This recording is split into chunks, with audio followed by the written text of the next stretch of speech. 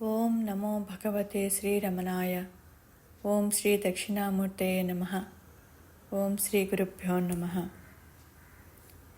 ఈరోజు స్టేటస్: దేహాలు మారినంత మాత్రాన ఫలమేమి? దేహంతో అన్వయించుకునే అహంకారము మరొక దేహంలోనికి మారింది. దానివల్ల ఎవరికి ఏం తృప్తి? అహంస్ఫురణగా నిలిచి ఉండటమే అని భగవాన్ చెప్తున్నారు.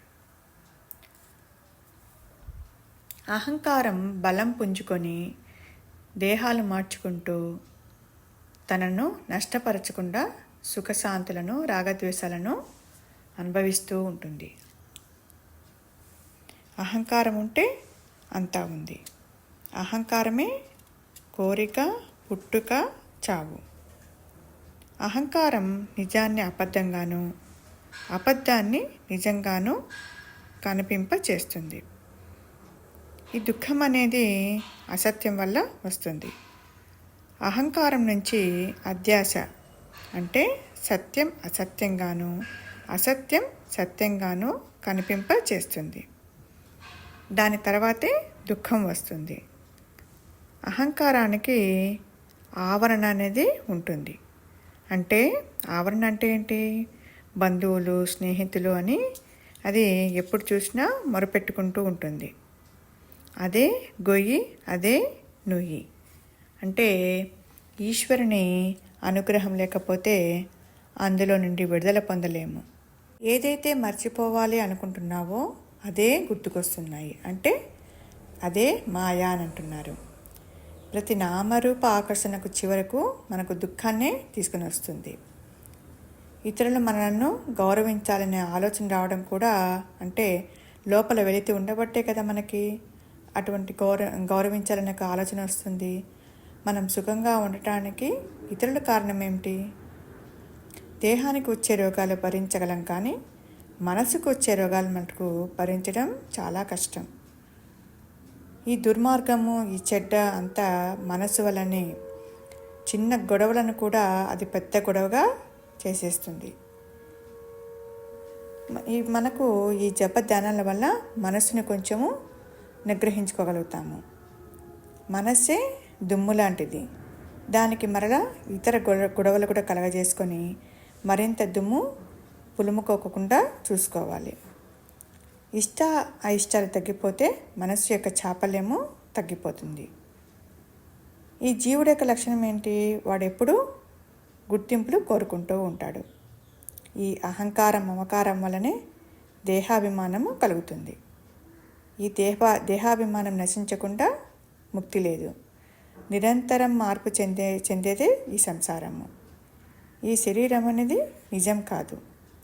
ఆలోచనలు మారుతూ ఉంటాయి. వాటి మీద మనము దృష్టి పెట్టకూడదు. ఇష్టాలు లేకపోతే బాధలు ఈ నిమిషంలో మనకు తగ్గిపోతాయి. ఈ దేహాభిమానం ఉన్నవాడు ఎప్పుడు కానీ స్వతంత్రుడు కాడనమాట. ఇష్టాలకు మించిన బాధ ప్రపంచంలో మరొకటి లేదు. ఈ మనస్సు అనేది కల్పితం అన్నమాట. కానీ మనసు పుట్టిన చోటు అనేది కల్పితం కాదు. ఇప్పుడు చూడండి, మీ అమ్మాయిని ఎంతో మీరు ప్రేమిస్తారు. ఒక్కో సందర్భంలో మీ అమ్మాయి అహంకారంలో నుంచి వచ్చిన కోపానికి మీలో ఉన్న అహంకారం బాధగా మారిపోతుంది. అక్కడ కోపం పట్టుకుంది మీ అహంకారం. దానితో మీకు బాధ పుట్టుకొచ్చింది. ఒకవేళ మీ అమ్మాయి మీకు ఫోన్ చేయకపోతే తండ్రిగా తన గురించి ఎంత కష్టపడ్డాను అని మీ అహంకారం పెరుగుతుంది. ఒకవేళ మీ అమ్మాయి ఫోన్ చేస్తే మీరు మాట్లాడటం మొదలు పెడితే మీ అమ్మాయి ముందు ఫోను అమ్మకి ఇవ్వండి అంటే మీ అహంకారం పెరిగి ఎంత కష్టపడి చదివించాను, నా మాటకు విలువ లేదు, దానికి ఎంత కోపమో అని బాధకు గురి అవుతారు. ఇది అంతా కూడా అహంకారం చేసే విలాసం అన్నమాట. ఇది స్వప్నం అనే ఎరుక మీకు వస్తే అక్కడ దుఃఖం రాదు. అంటే అహంకారంతో మనం కలిసిపోతున్నాం కాబట్టి మనకన్నీ ఇలాగా నిజమని, సత్యమని అనిపిస్తూ ఉంటుంది. అహంకారం నశిస్తేనే ఎవడైనా నిజమైన భక్తుడవుతాడు. అహంకారం నశిస్తేనే ఎవడైనా జ్ఞాని అవుతాడు. అహంకారాన్ని ధ్వంసం చేసిన ధీరుడే నిజమైన సన్యాసి. ఇక్కడ మనకి ఒక భక్తి పారవస్యంతో తన కళ్ళనే ఈశ్వరునికి ఇచ్చిన కన్నప్పకి కూడా ఆ కళ్ళను పీకి శివలింగానికి పెట్టే వరకు నాకు అందమైన నేత్రాలున్నాయి అనే గర్వంతో కూడిన దేహాభిమానం ఉన్నదంటే ఆ అహంకారాన్ని సమూలంగా నాశనం చేయటం మాటలా ఎంత కష్టమైన పని కదండి. ఇక్కడ కన్నప్ప చరిత్రలో ఒక భావాన్ని భగవాన్ ఇక్కడ చెప్తున్నారనమాట. కన్నప్పకు ఎంతో అందమైన కళ్ళు ఉండేవని, దానివల్ల ఎంతో గర్వపడేవాడని శ్రీ భగవాన్ మాటల వల్ల తెలియవస్తోంది. కన్నప్ప భక్తి అతని కళ్ళపై అతనికున్న అభిమానము వాటిని స్వీకరించిన శ్రీ కాళహస్తీశ్వరునికే కదా బాగా తెలియాలి. అందుకే కన్నప్ప నేత్రాలను తాను తీసుకొని దాని ద్వారా అతని అభిమానం పూర్తిగా ఈశ్వరుడైన తన మీదే తప్ప మరే విషయం మీద లేకుండా అనుగ్రహించారు పరమేశ్వరుడు. అంటే తన నేత్రాలు అందమైనవన్న దేహాభిమానంతో ఉన్న కన్నప్ప తన కళ్ళను ఈశ్వరునికి ఇవ్వగా ఈశ్వరుడు స్వీకరించటం, జడమైన శరీరాన్ని నేను అనుకునే అహంకారం చేత తన భక్తునికి కలిగే నష్టాన్ని పోగొట్టడానికే. ఇది శివభక్తి మహిమ, శివుని యొక్క అపార కరుణ ఇదే అని చెప్తున్నారు.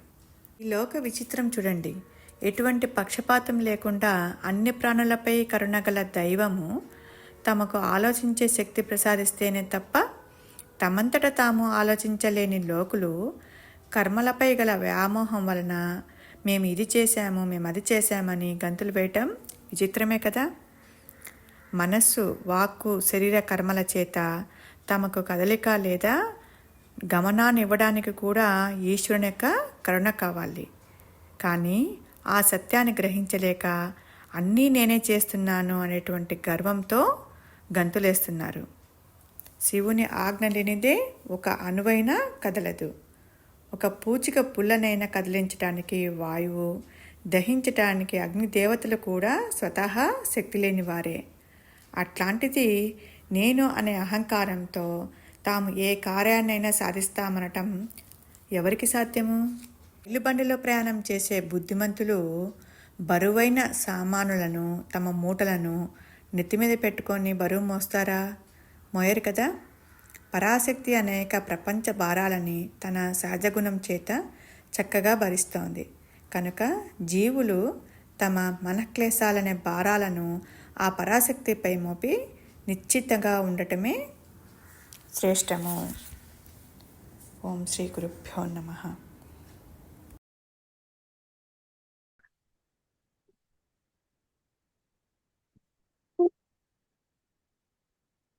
దేహాలు మారినంత మాత్రాన ఫలమేమి? ఇప్పుడు దేహాలు మారుతున్నాయా లేవా? గురువు గారు మారుతున్నాయి గురువు గారు. పుడుతున్నాడు, మరణిస్తున్నాడు, మళ్ళీ పుడుతున్నాడు, మళ్ళీ.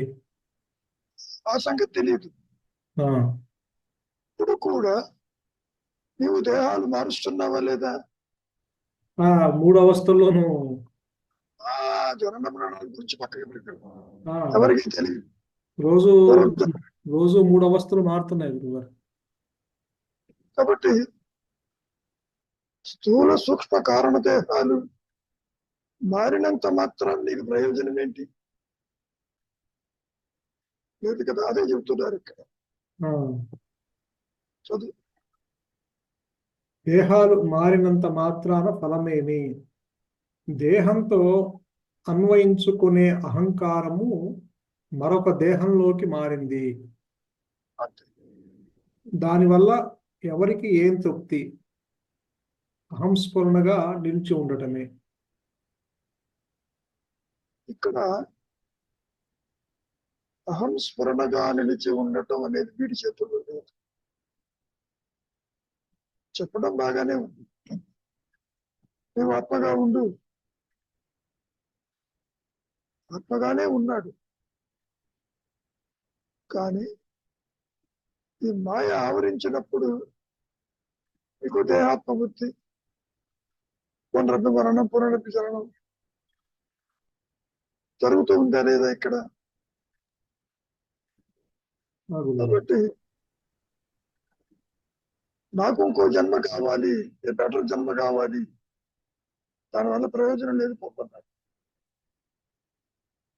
దేహాలు మారినంత మాత్రాన మీకు ఒరిగేది ఏదీ లేదు. ఎందుకంటే ఉత్తమమైన జన్మ అనుకున్నాం అనుకో, దానివల్ల ఉపయోగం ఏంటి? కాబట్టి వాడి జోలికి పోవద్దు. నీవుగా నిలిచి ఉంది అంటే ఇటువంటి ఆలోచన జోలికి వెళ్ళద్దు అని చెప్పడం. నువ్వు ఆల్రెడీ ఉన్నావు.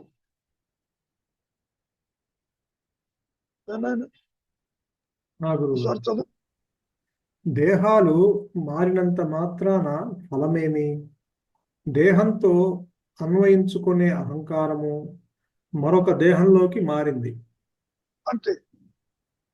దానివల్ల ఎవరికి ఏం తృప్తి? అహంస్ఫురణగా నిలిచి ఉండటమే. మూలంలో ఉండు అని చెబుతున్నారు. సూచన బాగానే ఉంది. ఈ జీవుడికి ఆ కెపాసిటీ లేదు. దేవభావంతో అహంస్ఫురణగా ఉంటాం. అనుగ్రహం చేత అది ప్రకాశించాలి. నీ రోల్ ఎంతవరకు? నిశ్చలత్వం వరకు, అంతవరకు. ఆ తర్వాత ఏం జరుగుతుంది నీ చేతుల్లో లేదు. కాబట్టి ఇంతకంటే మంచి వ్యవస్థ కోరుకోవటము, మంచి దేహాలు కోరుకోవటము, ఆరోగ్యవంతమైన దేహాలు కోరుకోవటం వల్ల ఉపయోగం లేదు చెప్పడం.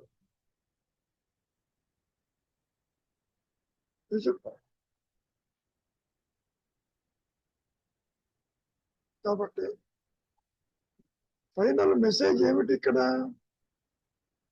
నీవుగా ఉండు. ఆల్రెడీ ఉన్నాడు. ఈ ఆలోచన లేకపోతే తను తానుగానే ఉంటాడు. కొత్తగా ఏది రాదు. ఇప్పుడు ఉన్నావా లేదా? ఉన్నాను గురువు. ఉన్నాను. కాబట్టి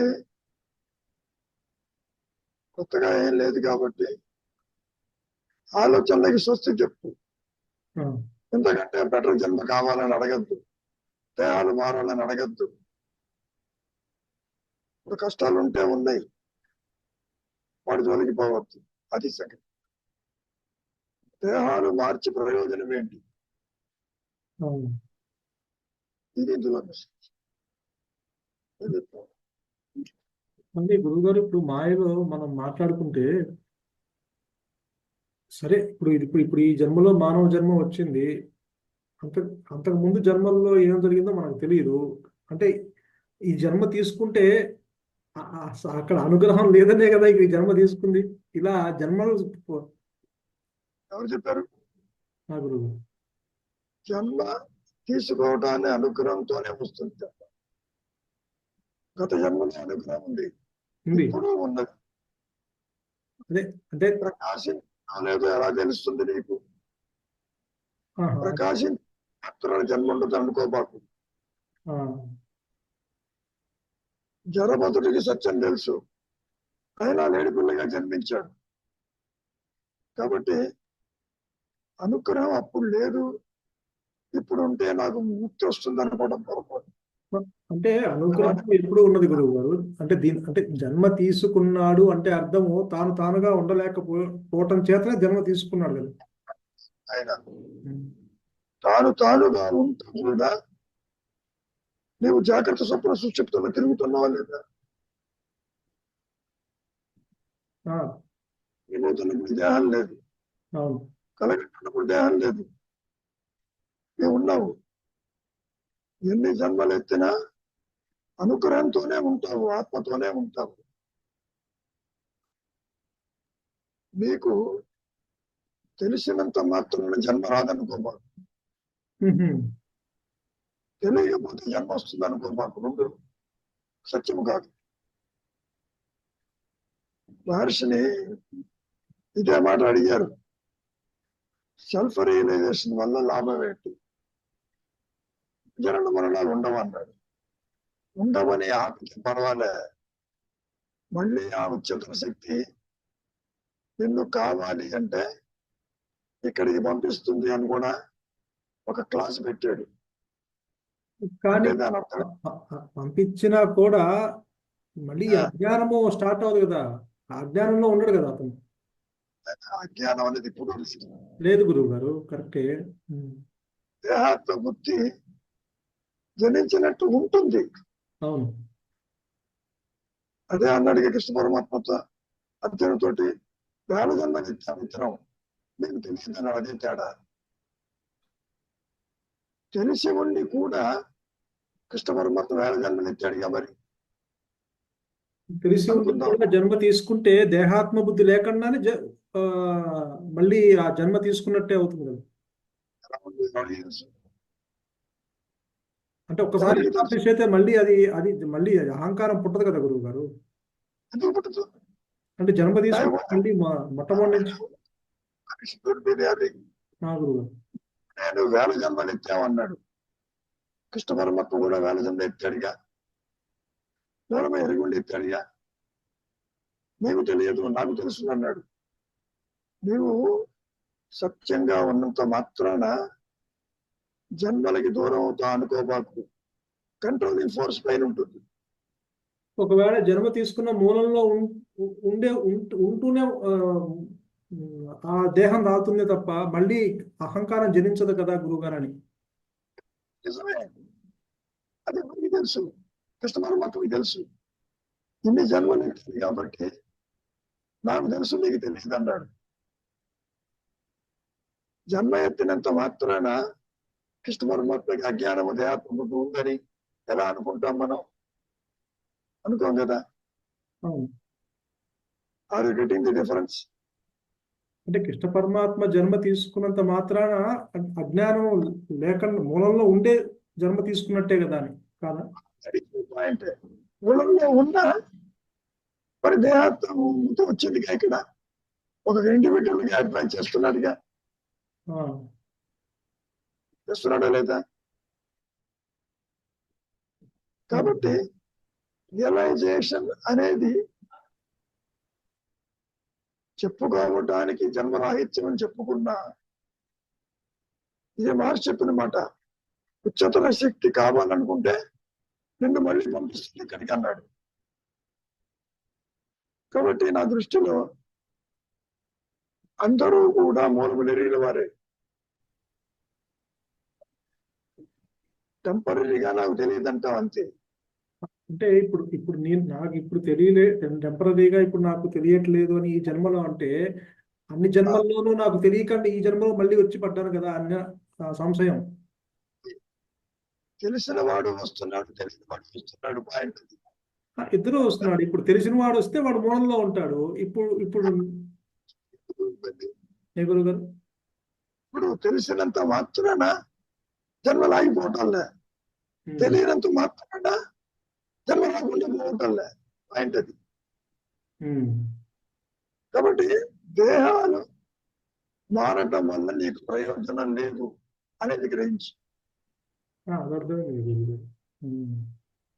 అంటే అదే నాకు డౌట్ ఏంటంటే ఇప్పుడు ఈ జన్మలో వచ్చానంటే టెంపరీగా నాకు తెలియకుండానే ఈ జన్మ తీసుకున్నాను కదా అని. అసలు తెలియకుండాను మాకు. నీకు తెలిసి ఉండి కూడా వచ్చి ఉండొచ్చు, ఎవరికి తెలుసు? అంటే తెలిసి ఉండి వస్తే మళ్ళీ అజ్ఞానంలో ఉండడు కదా అతను, మూలంలోనే ఉండి పనులు చేస్తాడు కదా. ఇప్పుడు కూడా లేదుగా, ప్రచారిస్తే జ్ఞానం లేదుగా. అసలు నువ్వు ఎందుకు వచ్చావు, ఏ రోల్ ప్లే చేయడానికి వచ్చావనేది నీకు ఎలా తెలుస్తుంది? తెలియదు. కాబట్టి సృష్టి యావత్తు కూడా బ్రహ్మమయమే. నా దృష్టిలో అందరూ కూడా జీవన్ముక్తులే. నీకు తెలిసినా తెలియకపోయినా అహంస్మరణ ఆధారంగానే నీవు ఏ పని మీద వచ్చావో జరిగి తీరుతుంది. అట్లా ఇంకా గుర్తుపెట్టుకో ఇంకో మాట, వ్యక్తిగత రియలైజేషన్ లేదు ఎక్కడ. నీవు ఆత్మవై ఉంటూ నేనంటే ఇదిగో రవికుమార్ అన్నావు. రవికుమార్ అన్నంత మాత్రాన నీ ఆత్మస్థితికి దూరం కావటం లేదు. ఈ సమస్య ఎప్పుడు వస్తుంది? వ్యక్తిగతంగా నువ్వు ఆత్మ తెలుసుకుంటే తిరిగి మళ్ళీ రాకపోవచ్చు. వ్యక్తిగతంగా తెలుసుకోవడం ఆత్మ ప్రకాశాలకు సృష్టి లేదు.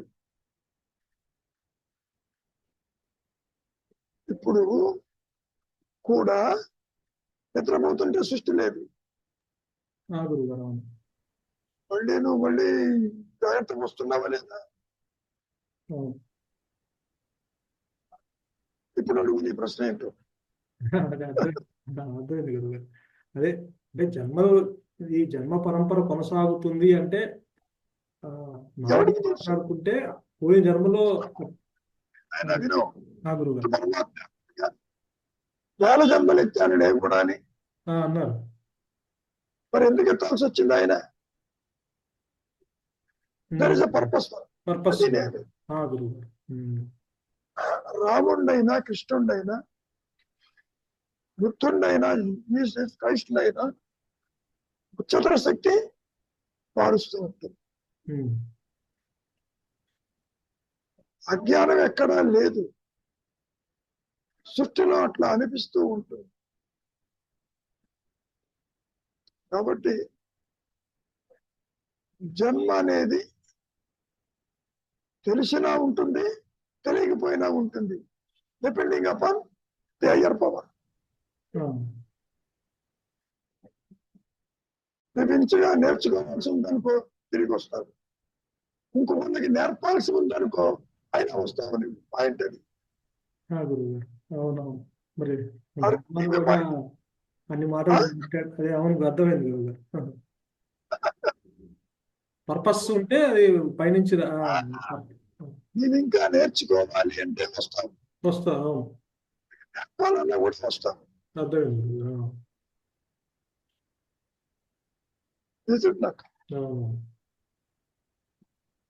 కృష్ణ పరమాత్మ సత్యము నెరిగిన మహనీయుడు కదా. ఇన్ని వేల జన్మలు ఎందుకు ఎత్తాడు? ఇంకోటి తెలియపరుస్తున్నానికి. అది ఎవరికి తెలుసు? ఎవరికి తెలియపరుస్తున్నాడు? నువ్వు కూడా అంతే. పాయింట్. నువ్వు నేర్చుకోవడానికి వచ్చావు, ఆయన తెలియజేయడానికి వచ్చాడు. అంతవరకు భగవద్గీత లాగా గీత ద్వారా తెలియజేయడానికి వచ్చాడు. కాబట్టి realization doesn't mean it is the end of creation. No. End of birth and death. No. మరి రాముల వారు అవతారం ఎత్తిన వాడు మళ్ళీ కృష్ణ పరమాత్మ అవతారం ఎందుకు? దానికి ఎన్ని యుగాలు దాటిపోయినా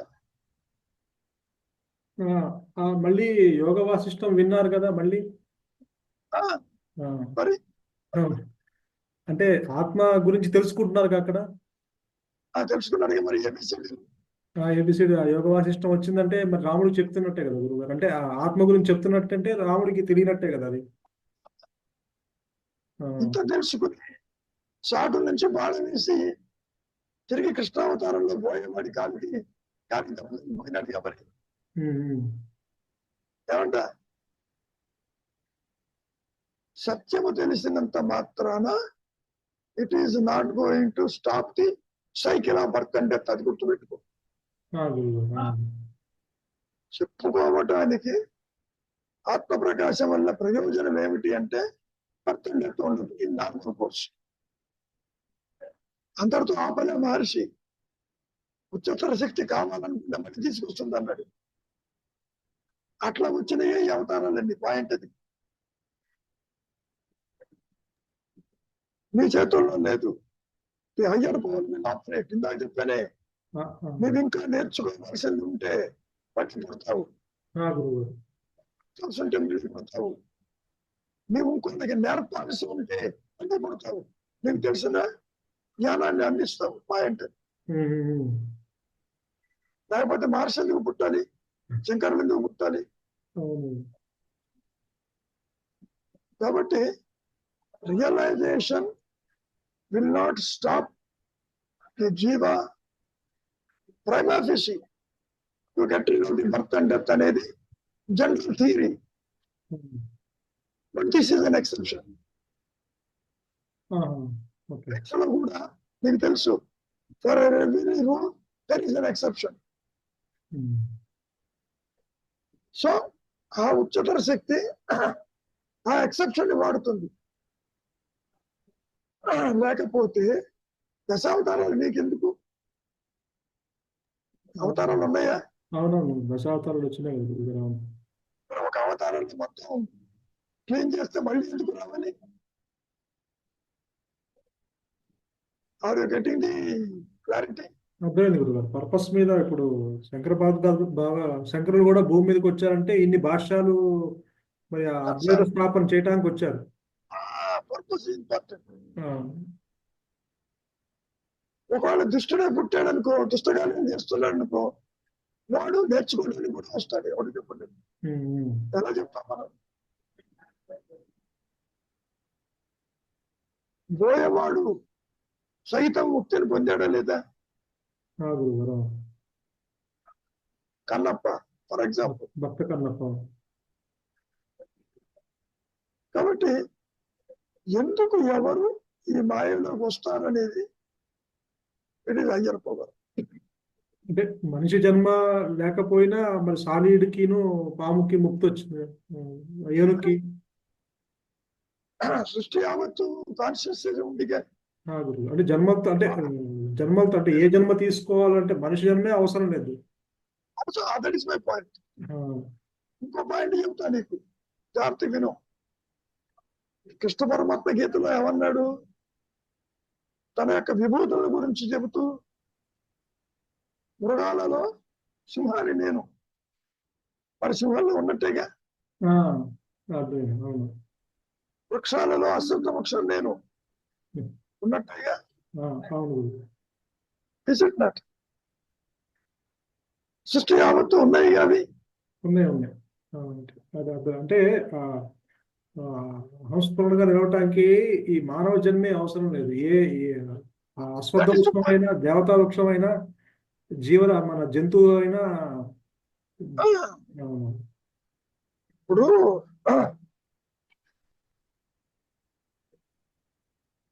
రమణాశ్రమంలో ఆవు ఉండేది, నెమలు ఉండేది, లక్ష్మి. అది కూడా ముక్తి పొందిందని మనం చెప్పుకోవచ్చు. ఒక శునక ఉండేది, హైలీ డిసిప్లిన్డ్ వన్. మహర్షి తినేదాకా తినేది కాదు అది. మరి ఆ సంస్కారం మీద ఎక్కడి నుంచి వచ్చింది? వచ్చిందా లేదా? అవునవును. అయితే మనకు దాకా ఒక అపోహ ఉంది గురువు గారు, అంటే మనిషి జన్మలోనే ఇది సాధ్యపడుతుంది అనుకునేవాడిని. ఇక్కడ అదే ఇక్కడ విశేషం. దేహాలు మార్చే ప్రయోజనం ఏంటి? శునక దేహమా కాదు, పక్షదేహమా? పక్షదేహమా పాయింట్ కాదు. ఏమనీవుగా ఉండు అని ఇక్కడ పాయింట్.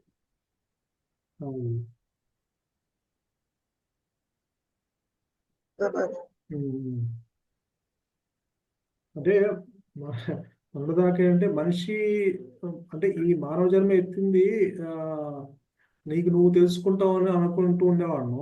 అంటే ఇప్పుడు మనిషి ఏ దేహమైనా అవసరం లేదు. అంటే హంసపురుడుగా నిలవడానికి ఏ దేహమైనా అవసరం లేదు.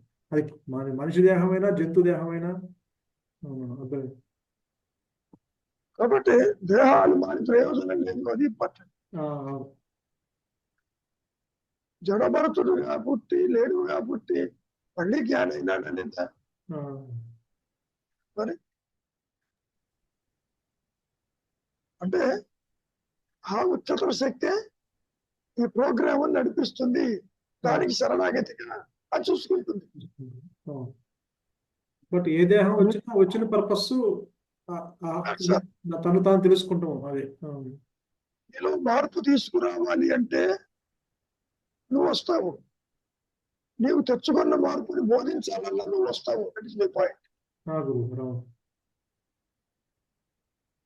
నువ్వు నీ అనుభవంతో ఇంకొన్ని చెప్పడానికి వస్తావు ఇక్కడికి. కాబట్టి once for all creation zero అనుకోబాకు. కోటాను కోట్ల జీవరాశులు, పైగా యుగాలంతం అయిపోయినా కానీ జీవకోటి వస్తూనే ఉంది.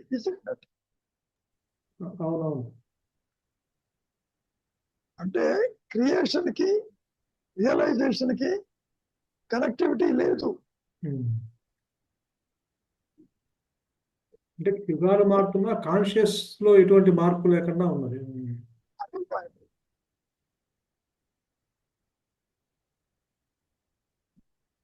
అందుకని కాన్షియస్ ఉంది కాబట్టి దానికి ఏ దేహమైనా సంబంధం That's లేదు. all. కాన్షియస్ అనేది ఆయన విను, కుమ్మరివాడు మట్టితో ప్రమిదాలు చేస్తాడు, కొండలు చేస్తాడు, పాత్రలు చేస్తాడు. ఇవన్నీ పగలగొట్టి మళ్ళీ చేస్తూ ఉంటాడు. మట్టి ఒకటే ఉంటుంది, ఆకారాలు మారు. అంటే దేహం మారిన the essence is the same. అది పాయింట్. ఆకారం మారినా దానిలో ఉన్న మూల పదార్థము చెప్పుకోవడానికి మానవ జన్మ ఉత్కృష్టమైనది. ఎస్. ఎందుకని బుద్ధి, అంతఃకరణ, మంచి చెడు అనుకుంటున్నావు. నీకంటే కూడా సృష్టిలో ఎన్నో జీవరాశులకి ఉన్నతమైన సెన్స్ ఆర్గాన్స్ ఉన్నాయి. బట్టి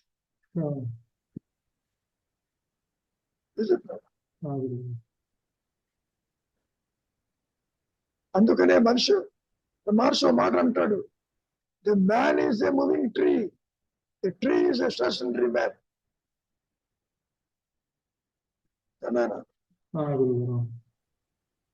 సో చెట్టుగా నీవు పుట్టినంత మాత్రాన you don't lose anything. You are a part of the entire creation.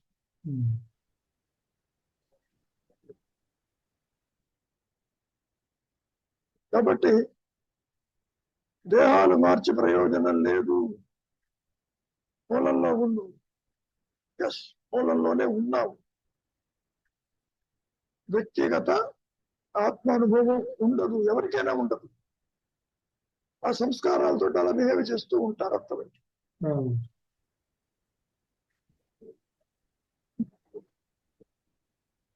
ఇప్పుడు రమణ మహర్షి కూడా 1950 దాకా దేహం ఉంది. ఆయన ఏమన్నాడు తెలుసా? లాస్ట్ మూమెంట్ లో ఐఎమ్ లీవింగ్ దిస్ బాడీ అన్నాడు. అని సర్దుకుని నేను వెళ్ళటానికి చోట ఎక్కడ ఉంది, నేను ఇక్కడే ఉంటానన్నాడు. పైగా ఇక్కడ కాదు, ఈ సృష్టిలోనే. మళ్ళీ అవసరం ఉంటే ఆ ఉచిత శక్తి he will again bring it back. Need this. Is it right? జన్మ రాహిత్యం అనేది ఒకవైపు నుంచి చూస్తున్నావు, ఏతవతితో చూస్తున్నావు. నాకు ఎప్పుడు మోక్షం వస్తుంది, మోక్షం వస్తుంది.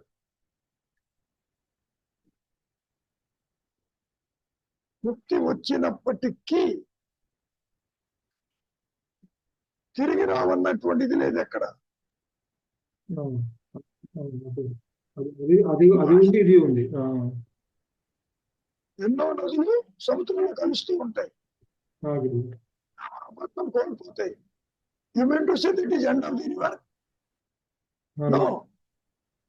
Again, from the sea, పైకి వచ్చి కొండల మీద పడి గోదావరి గాను, కృష్ణ గాను, గంగ గాను, పెరిగిన రివర్స్ ఉన్నాయా లేవా? Then how do you account for it? ఒకవేళ గంగ కనుక సముద్రంలో కలిస్తే మళ్ళీ రాకుండా ఇంకా మరి వస్తున్నాయి. కాబట్టి పునరపి మరణం, పునరపి జననం అనేది ఉచ్చతర శక్తి చేతిలో ఉంటుంది అనేది పాయింట్.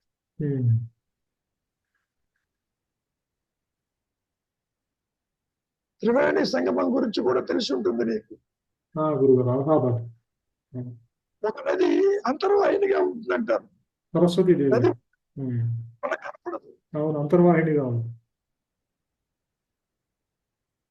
ఎందుకని? That is the role given to that. Saraswati పుట్టింది మళ్ళీ అక్కడే హిమాలయాస్ లో. బనారస్ దగ్గరికి అలా అలహాబాద్ వచ్చేసరికి అంతర్వాహిని అయి కూర్చొని అంతర్వాహిని. ఇవన్నీ కలిసి సరే సముద్రంలో చేరినాయి, తిరిగి మళ్ళీ పైకి వస్తున్నాయి. ఇది నట్ అవును. మళ్ళీ కొండల నుంచి మళ్ళీ పుడుతున్నాయి అవి. అవును. అంటే ఒకసారి లైవ్ అయిన తర్వాత మళ్ళీ ఉమ్, మళ్ళీ వాటి పర్పస్ వచ్చి పర్పస్ పెట్టి పర్పస్ బట్టి అవి మళ్ళీ వస్తాయి. అంటానికి ఎవరు చూస్తున్నారు? మెయింటెనెన్స్ రామచంద్ర శక్తి. అవును. కాబట్టి ఒక విషయం గుర్తుపెట్టుకో, దేవుడు రాలిపోయాక తిరిగి రాడు, ఆ భగవంతుడిలో కలిశాడు అనుకోవద్దు.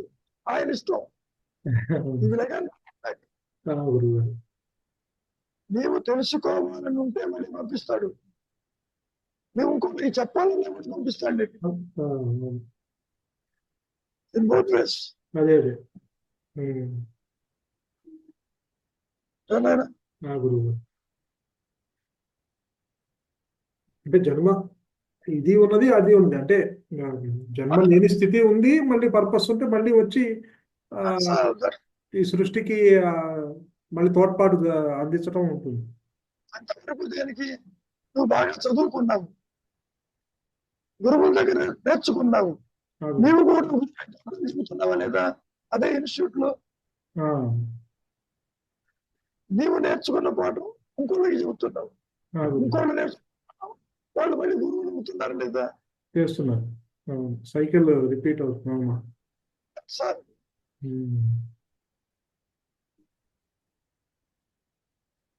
అంటే ఉच्चతర శక్తి ఆధారంగానే ఇదంతా క్రమబద్ధీకరణ జరుగుతూ ఉంది. అదంతా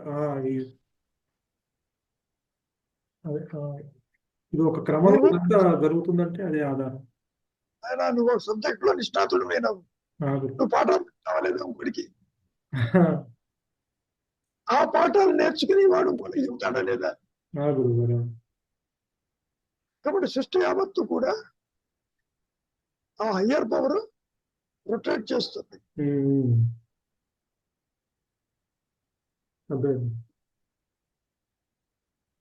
దాని క్లౌడ్ మేనేజ్మెంట్ ఎవరికి తెలుసు? డేటా అది హ్యూజ్ పెద్ద డేటా. అది అది అది నోబడి, అది ఎవరు దాన్ని టచ్ చేయలేదు.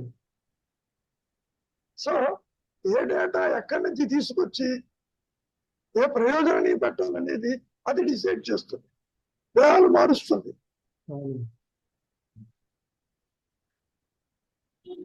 నారదులు తుమ్ములు పేరు ఉంటావు, మరి వాళ్ళు కూడా మరి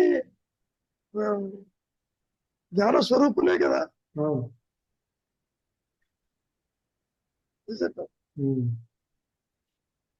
కాబట్టి దేహాలు మారినప్పటికీ సత్యము ఒకటే ఉంటుందని చెప్పటం.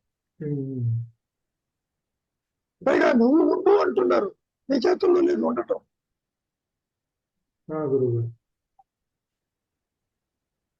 ఇన్ని మాటలు చెప్పిన రమణ మహర్షి కూడా గుర్తుపెట్టుకో, ఉచ్చశక్తి కావాలి అంటే he will push to the materialistic world to create some more people. Who knows? రాముడు అనుకోవాక ఉంటుంది.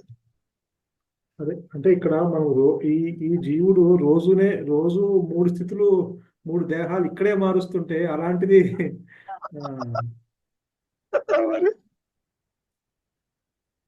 అది ఇంకా ఆ మేనేజ్మెంట్, ఆ అడ్మినిస్ట్రేషన్ చాలా హై అడ్మినిస్ట్రేషన్. నీకు తెలియకుండా దేహాలు మారుస్తున్నావు. మారుస్తుంది. మారుస్తాడు. అవునవును. అందుకనే మహర్షి ఏమంటారు, it is the self that does everything అని. గురువు ఎవరంటే నా ఆత్మే అన్నాడు. ఆత్మ అంటే హయ్యర్ పవర్. భౌతికంగా ఉన్న గురువు కూడా నీ ఆత్మేను అని చెప్పదు.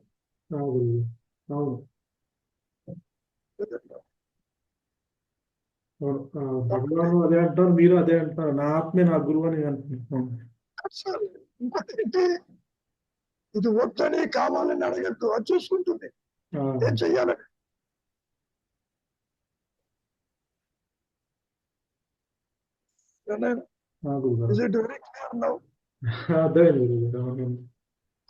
చెప్పారు మహర్షి, గుర్తుపెట్టుకో, realization is also a myth.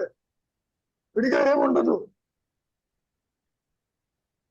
ఎట్లాగైతే అహంకారము, బంధం అనేది ఒక అభూత కల్పన, రియలైజేషన్ కూడా కల్పన. ఆల్రెడీ పోతాయి, కొత్తగా ఏం రాదు.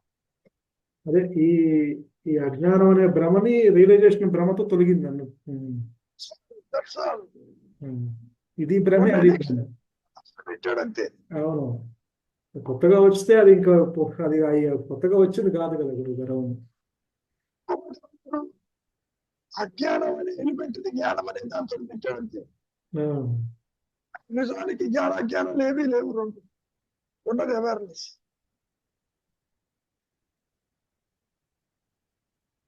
కాబట్టి one need not bother about the birth and death. So అంటే ఇంతగా ఉన్నతమైనటువంటి స్థితి రావాలి, ప్రయోజనం లేదు. పాయింట్ అది surrender to the higher power. అది చూసుకుంటుంది. ఇందా చెప్పా కదా, కుమ్మరివాడు మట్టిని ఏం చెయ్యాలి అనేది ఆయన డిసైడ్ చేస్తాడు. మళ్ళీ ఇంకో కొండ తయారు చేయాలా లేకపోతే మట్టిగా ఉంచాలా అనేది. ఆ మట్టి నుంచి ఎన్ని రకాలైనటువంటి పాత్రలు చేశాడో అవన్నీ పోతాయి, మళ్ళీ మట్టిలో కూర్చొని మళ్ళీ మారుస్తాడు. ఇది ఒక కుమ్మరి వాడికి ఇంత చేస్తున్నాడే, సృష్టికర్త ఎంత చేయాలి? జ్ఞానం చాలా పటిష్టమైంది, ఘనాతి ఘనంగా చాలా. లేకపోతే ఈ గ్రహాలను ఎట్లా నడిపిస్తున్నాడు అంటావు? వాస్ట్ ఎక్స్పాన్స్, గెలాక్సీస్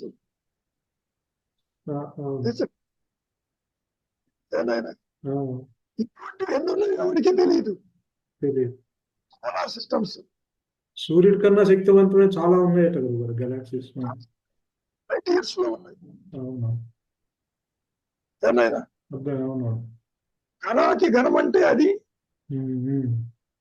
సూక్ష్మాతి సూక్ష్మం అంటే నీలో దాగి ఉన్నటువంటి జ్ఞానం. The line of demarcation between ego and the reality is very thin. అదే ఇది సూక్ష్మాతి సూక్ష్మం అంటే ఈ ఈ పరిమితమైన జ్ఞానము, ఘనాతి జ్ఞానం అంటే పూర్ణ జ్ఞానం. ఈ పరిమితమైన జ్ఞానంలోనే పూర్ణ జ్ఞానం కూడా కలిసి ఉంటుంది. కలిసి ఉంటుంది. ఆ లైన్ చాలా పలచటి బట్ట అడ్డుగా అంటారు. అహం స్మరణ ఉంటేనే అహం దేహం ఉంటుంది. నేను కామన్ అహం దేహం ఇస్ వెరీ లిమిటెడ్.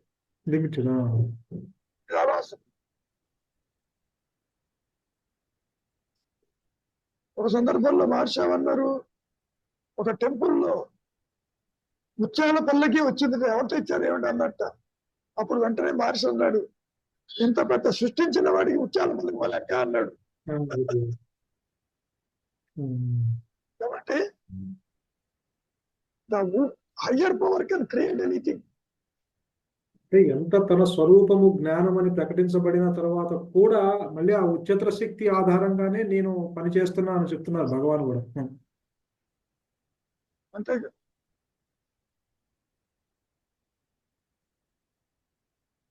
అందుకనే సరెండర్ సరెండర్ అని ఎందుకు అంటున్నారు? ఇది లేకుండా చేయటానికి నీలో మార్పు తీసుకొస్తున్నారు.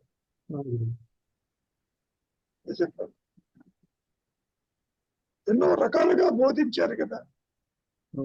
You are like a candle, you want to see the sun, it melts away. ఇట్లా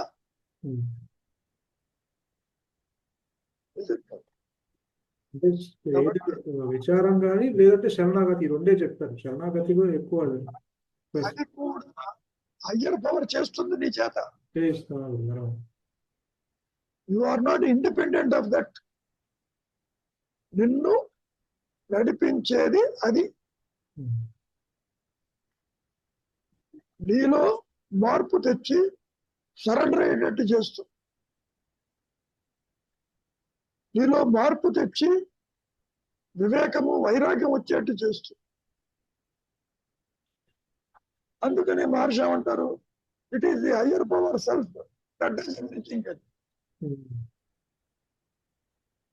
కాబట్టి మీ అసమర్థతని గుర్తించి శరణాగతిగా అని అర్థం, అంతకంటే ఏం లేదు. అవును. నిజానికి వీడు అసమర్థుడే కదా గురువు గారు. నిజానికి వీడు అసలు అసమర్థుడేగా జీవుడు. ఆమెతో అనుకుంటున్నా అవును. సమర్థుడు, I can do it, I can take it, I can alter my karma అనుకుంటున్నాడుగా, అది కుదరదు. సమర్థత అంటే జ్ఞానము. సమర్థతకి మీనింగ్ జ్ఞానము. అది మన దక్షిణామూర్తి కూడా దయా దాక్షిణ్యం. దాక్షిణ్యం అంటే సమర్థత అంటారు కదా గురువు గారు. అది జ్ఞానానికి మారుపేరు సమర్థత. కారుణ్యం అన్నా, దయ అన్నా, అనుగ్రహం అన్నా, ప్రేమ అన్నా, ఇవన్నీ మాటలు, అందరివి మాటలు ఉంటున్నారు ఒక్కరు.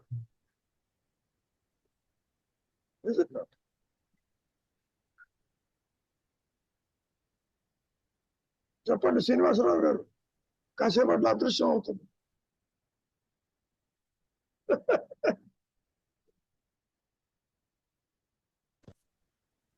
దక్షిణామూర్తి అన్న దానికి దాక్షిణ్యం కన్నా దక్షత అంటే బాగుంటుందేమో అనిపించింది. చెప్పారుగా, దక్షత కలిగిన వాడు. కుడి పక్కన ఎందుకున్నాడు అంటే సామర్థ్యం గలవాడు అని అర్థం. సమర్థత. దక్షిణ అంటే కుడి పక్కన, అమూర్తి. అమూర్తి దక్షిణ ప్లస్ అమూర్తి. మూర్తత్వం లేదు, లేకపోవటం వలన సవర్ణ దీర్ఘ సంధి అంటారు దాన్ని.